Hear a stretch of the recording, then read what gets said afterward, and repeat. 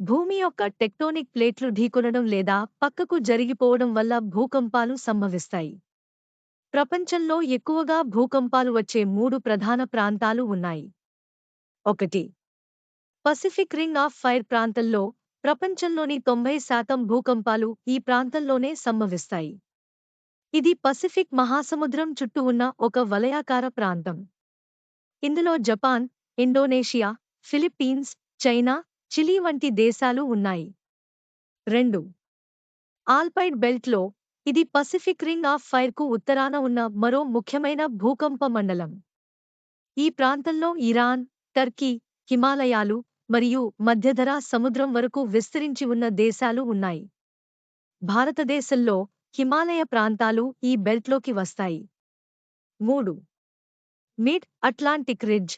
ఇది అట్లాంటిక్ మహాసముద్రంలో ఉండే అంతర్గత పర్వత ప్రాంతాలు.